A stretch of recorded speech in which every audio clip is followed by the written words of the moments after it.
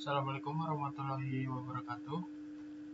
Di sini saya akan menjelaskan laporan mini project dari mata kuliah penambangan data yang berjudul Segmentasi Gaya Bermain PUBG Mobile Menggunakan Metode Kamin Clustering, yang disusun oleh saya sendiri, tentunya Dava Nurliansyah, dengan NPM 2023-4350-1500 dari kelas R6S. Dan dari program studi Teknik Informatika, Fakultas Teknik dan Ilmu Komputer, Universitas Indraprasta PGRI, Jakarta, tahun 2026. Dan di sini saya membuat tabel identitas proyek yang berisi judul proyek, yaitu segmentasi gaya bermain PUBG Mobile menggunakan metode Cummins Clustering, dengan nama saya, NPM saya, kelas saya, mata kuliah penambangan data, dan saya menggunakan topik atau metodenya itu yaitu clustering atau Cummins. Tanggal pengumpulan itu 4 Juli, dan untuk dosen pengampu saya Bu Nubida Dwiyanti, Eskom Mkom. Untuk link video YouTube dan link codingan itu saya cantumkan nanti setelah saya selesai membuat video ini. Dan untuk link codingnya saya memakai Google Colabs. Lanjut, kita masuk ke bab 1, yaitu deskripsi masalah dan tujuan proyek. Yang pertama adalah latar belakang.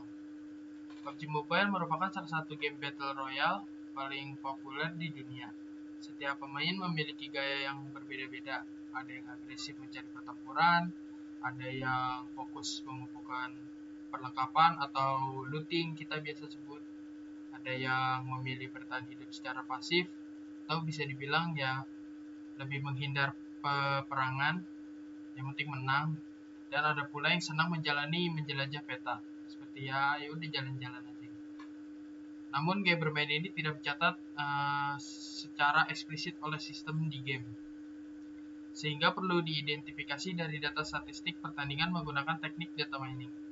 Segmentasi gaya bermain dapat memberikan wawasan berharga bagi pengembang game, misalnya untuk merancang sistem matchmaking yang lebih seimbang, atau memberikan rekomendasi strategi yang dipersonalisasi bagi setiap segmen pemain.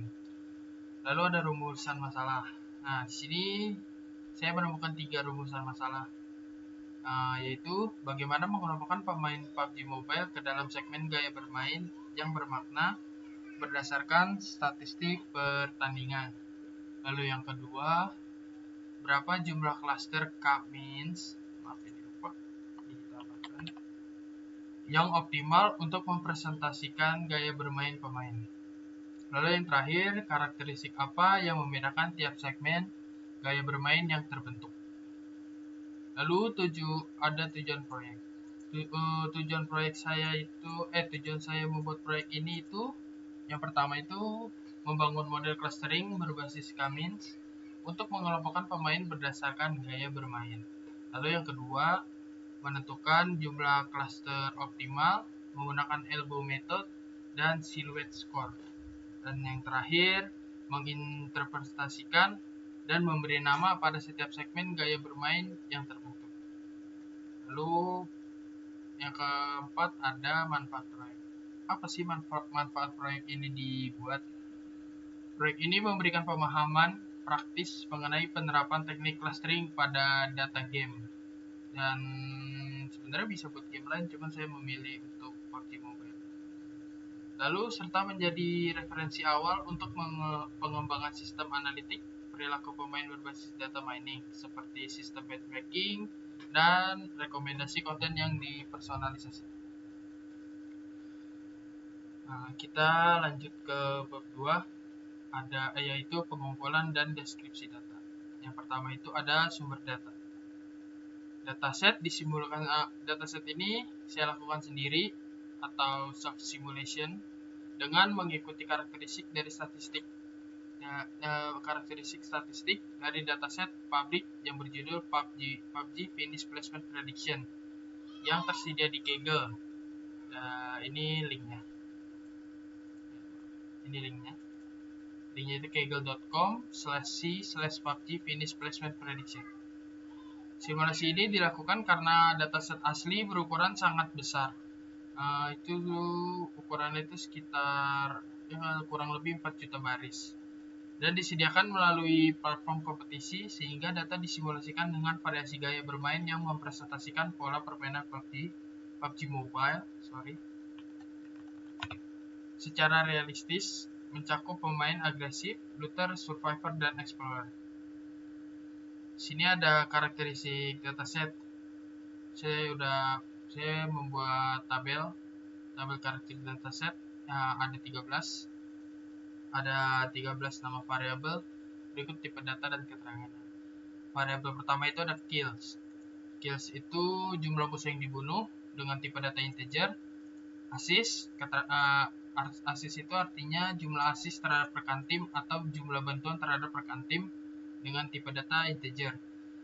Lalu ada yang ketiga ada DBNOS atau jumlah musuh yang di knockdown. Jadi sebelum musuh mati itu ada yang namanya knockdown. Setelah knockdown baru dia akan terbunuh. Dan DBNOS ini bertipe data integer. Lalu ada damage dealt atau total damage yang diberikan dengan tipe data float. Lalu ada yang kelima headshot kills dengan yaitu jumlah kill melalui headshot dengan tipe data integer. Lalu yang keenam ada walk distance, yaitu jarak berjalan kaki. Di sini saya menggunakan di PUBG Mobile itu menggunakan satuan meter dengan tipe data float. Lalu ada ride distance, yaitu jarak menggunakan kendaraan, masih sama dengan menggunakan satuan meter dengan tipe data float. Lalu ada swim distance, itu jarak berenang, masih sama menggunakan satuan meter dengan tipe data float. Lalu ada weapons acquired, keterangannya itu jumlah senjata yang didapat dan memakai tipe data integer. Lalu ada heals, yaitu jumlah item heal yang digunakan dan menggunakan tipe data integer. Lalu ada boost atau boosting, jumlah item boost yang digunakan itu memakai tipe data integer. Lalu ada match duration, yaitu durasi pertandingan. Sebenarnya di sini memakai detik sampai menit sih, kurang ditambahin.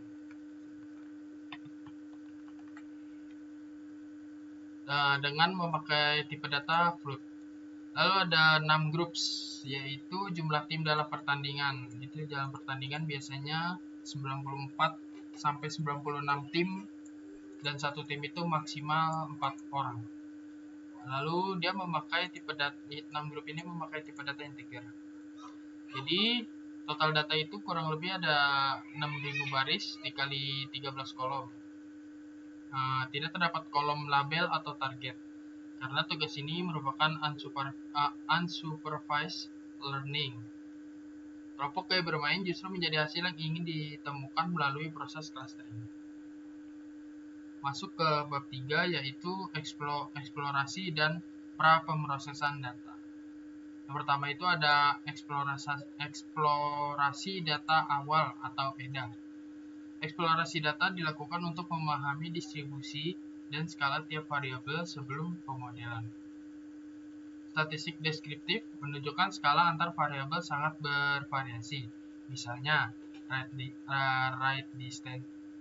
distance memiliki rentang hingga ribuan meter, sementara headshot kills hanya sekitar 0 sampai 6.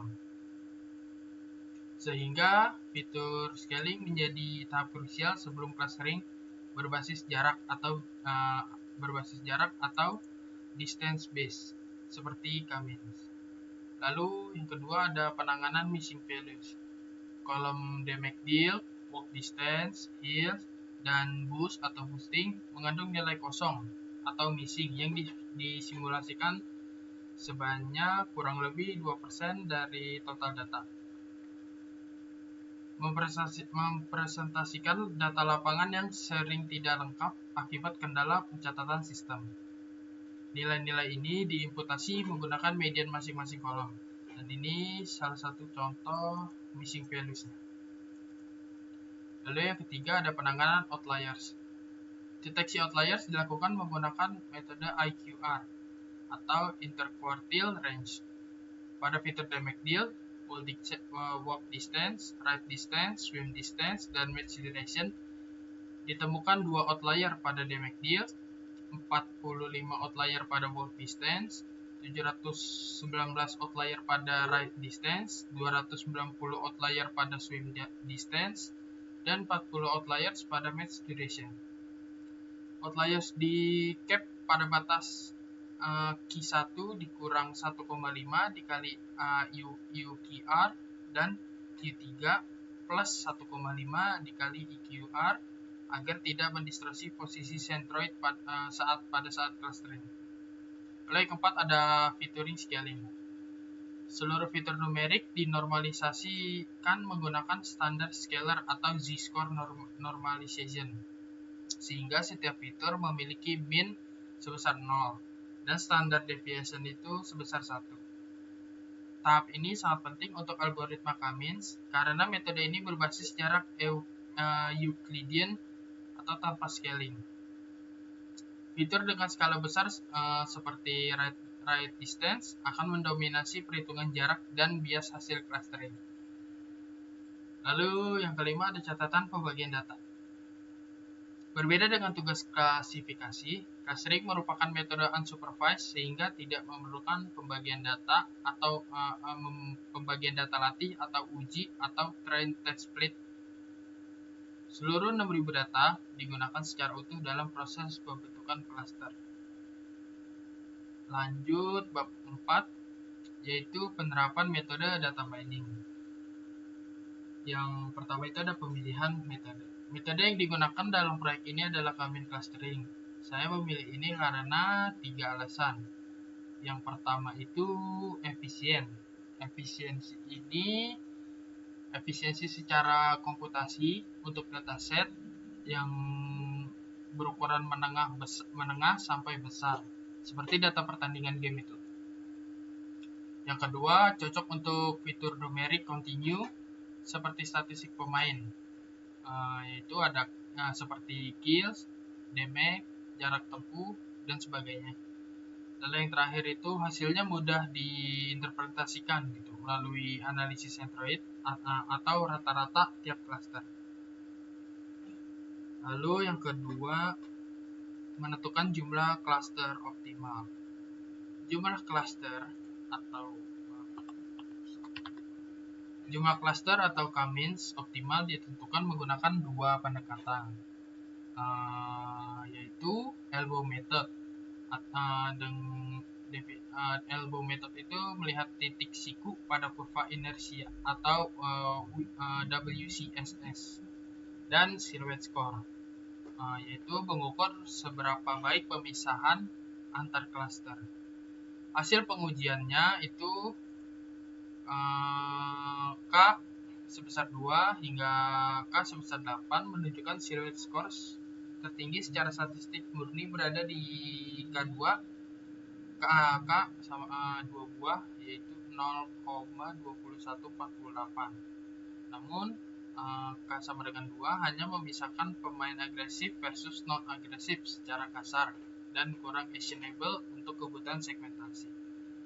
Lalu kurva elbow menunjukkan penurunan inersia mulai melandai atau diminishing returns setelah keempat dan keempat selaras dengan jumlah arketip gaya bermain yang umum dikenal dengan analytic game battle royale atau agresif dengan role agresif, looter, survivor, explore. Oleh karena itu, keempat dipilih sebagai K-final dengan pertimbangan interpretability bukan semata skor statistik tertinggi. Pendekatan yang lazim dalam praktik dan data mining ketika interpretasi bisnis atau domain menjadi pertimbangan penting. Dan yang ketiga ada implementasi model K-means. Model K-means diimplementasikan sebagai sheet learning dengan parameter n cluster sebesar 4, n init sebesar 10, dan 10 kali ini dan 10 kali inisialisasi centroid acak untuk menghindari lokal optimum, dan random state sebesar 42 untuk reproduksibilitas hasil. Lalu lanjut bab 5, yaitu evaluasi model. Metrik evaluasi. Karena clustering bersifat unsupervised atau tanpa label kebenaran atau ground truth, evaluasi ini dilakukan menggunakan metrik intrinsik berikut. Ada metriknya di sini ada 3, yaitu yang pertama itu ada silhouette score. Ini fungsinya untuk mengukur seberapa mirip suatu data dengan klaster sendiri dibanding klaster lain, rentang -1 hingga 1. Semakin tinggi, semakin baik. Lalu yang kedua ada Davis-Bouldin Index atau DBI. Itu mengukur rasio jarak dalam klaster terhadap jarak klaster 1 dengan jarak antar klaster lain. Semakin kecil itu semakin baik. Lalu yang terakhir ada inersia atau WCSS, yaitu total jarak kuadrat data terhadap centroid clusternya. Semakin kecil semakin kompak. Lalu yang kedua ada hasil evaluasi. Untuk hasil evaluasi saya di sini membuat tabel yang ada tiga metrik, yaitu silhouette score, Davis-Bouldin Index atau DBI, lalu ada inersia atau WCSS. Silhouette score dengan nilai 0,187 dengan keterangan pemisahan antar klaster cukup baik untuk data perilaku manusia yang inheren tumpang tindih. Lalu ada Davis-Bouldin Index atau BDI dengan nilai 1,8157. Keterangannya ini menunjukkan kompakten klaster pada tingkat wajar untuk 4 segmen. Lalu yang terakhir ada inersia atau WCSS dengan nilai 49.584,1 dengan keterangan total variasi dalam klaster pada keempat. Lalu yang ketiga ada validasi internal. Sebagai validasi tambahan atau bisa dibilang bukan bagian dari proses clustering, hanya untuk mengecek kualitas hasil. Cluster yang terbentuk dibandingkan dengan gaya bermain laten yang digunakan saat simulasi data. Hasilnya menunjukkan kesesuaian yang tinggi. Cluster 0 didominasi pemain agresif yang terdiri dari 1781 dari 1787 anggota. Cluster 1 didominasi explorer yang terdiri dari 1067 dari 1191 anggota. Cluster 2 didominasi oleh looter yang terdiri dari 1277 dari 1373 anggota. Dan cluster 3 didominasi survivor yang berjumlah 1492 dari 1649 anggota. Hal ini mengonfirmasi bahwa kami berhasil menemukan kembali struktur gaya bermain yang mendasar data tanpa diberi label sama sekali. Kita lanjut ke bab 6.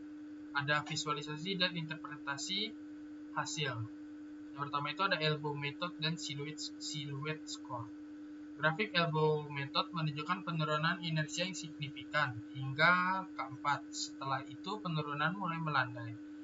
Grafik silhouette score menunjukkan variasi skor pada tiap K dan dengan K4 tetap memberikan skor yang layak sebesar 0,1872 meski bukan yang tertinggi. Nah, di sini ada grafiknya, grafik elbow method. Sini saya membuat grafiknya itu dari menggunakan Google Colabs. Jadi di dalam grafik ini ada 2 sampai 8 cluster atau K. Ya, 2, 3, 4, 5, 6, 7, 8. Dan untuk inersianya itu dimulai dari 42.500 sampai 62.500. Ini bisa dilihat sendiri ya nilainya. Lalu ada grafik silhouette score. Di sini jumlah klasternya ada 1, 2, 3. ada 8 dengan silhouette score-nya itu terdiri dari 0,14, 0,16, 0,18 dan paling tinggi 0,20. Sama di sini saya juga menggunakan Google Colab untuk membuat tabel ini. Yang kedua ada visualisasi klaster dalam ruang PCA 2 dimensi. Untuk memvisualisasikan hasil clustering pada 13 dimensi fitur, digunakan prinsipal komponen analisis atau PCA untuk mereduksi dimensi menjadi 2 dimensi atau 2D. Visualisasi menunjukkan ke 4 klaster membentuk kelompok yang cukup terpisah secara visual, terutama klaster 0 atau agresif, yang tampak jelas terpisah dari kelompok lainnya. Nah, ini ada visualisasi klaster dalam ruang PCA atau 2 dimensi. Jadi di sini klaster 0 agresif itu cenderung lebih sendiri gitu. Sama ini saya juga menggunakan Google Colab untuk membuat tabel visualisasi. Lalu yang ketiga, profil fitur per cluster. Heatmap berikut menampilkan nilai rata-rata atau z-score relatif tiap fitur untuk 4 cluster, memperlihatkan karakteristik pembeda utama masing-masing segmen gaya bermain.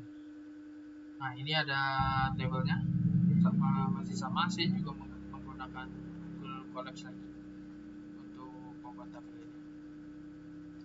Lalu yang keempat ada interpretasi dan penamaan cluster. Berdasarkan profil rata-rata tiap cluster, diperoleh 4 segmen gaya bermain sebagai berikut. Sini ada cluster 0, 1, 2, 3. Jadi total ada 4 cluster. Nama tiap cluster itu mempunyai nama atau gaya bermain. Cluster 0 itu agresif atau fighter, cluster 1 itu explorer, cluster 2 itu looter, cluster 3 itu survivor atau camper. Jadi di agresif atau fighter ini karakteristik utamanya itu ada kill sebesar 4,6, damage 517 dan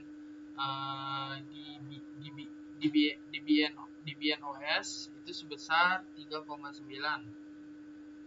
Ini tertinggi karena sering terlibat pertempuran langsung dengan persentase 29,8%. Lalu klaster 2 atau explorer mempunyai karakteristik utama sebesar yaitu walk distance sebesar 2.514 meter atau sekitar 2,5 km dan ride distance sebesar 1.127 meter atau sekitar 1,1 km. Ini masuk tertinggi karena jarang bertarung dan sering menjelajah peta dengan persentase 19,8%. Looter. Klaster kedua yaitu looter. Klaster 2 yaitu looter. Dengan karakteristik utama weapons acquired dengan keterangan 9,1 dan heals 3,5 dan boost 3,2. Ini tertinggi karena fokus mengumpulkan perlengkapan dengan persentase 22,9. Lalu klaster 3 survivor atau camper dengan karakteristik utama seluruh sesi pertempuran dan pergerakan terendah, yaitu strategi bertahan hidup pasif dengan persentase 27,5%. Segmentasi ini dapat dimanfaatkan oleh pengembang game untuk merancang sistem matchmaking yang lebih seimbang antar gaya bermain, memberikan rekomendasi strategi atau item yang dipersonalisasi serta menganalisis preferensi komunitas pemain guna mendukung pengembangan konten baru seperti mode permainan atau event musiman. Dan yang terakhir ada bab 7, yaitu kesimpulan dan saran. Kesimpulannya itu yang pertama ada kesimpulan.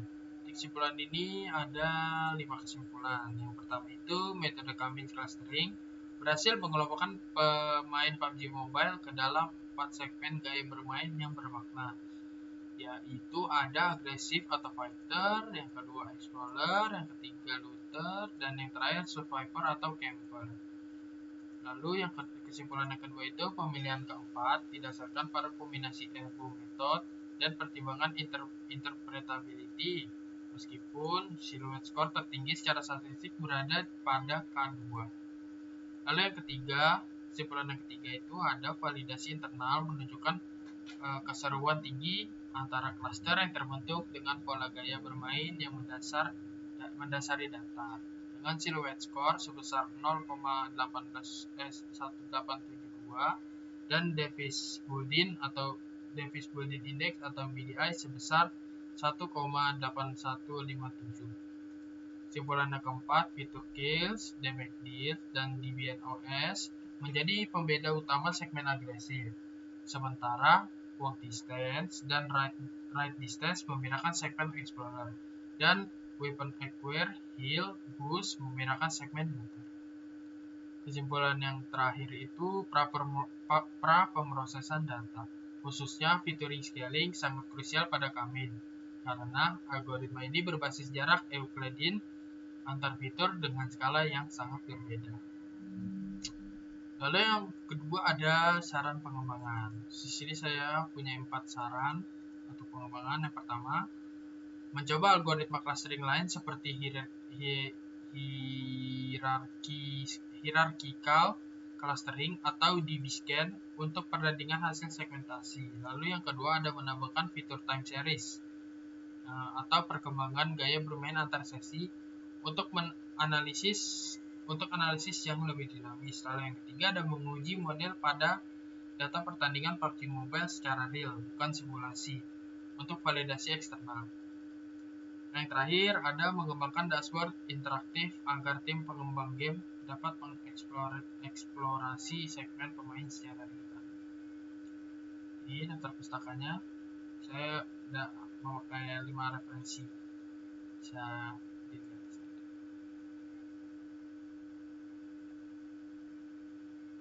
Ini untuk lampirannya, berikut lampirannya, cuplikan kode Python-nya.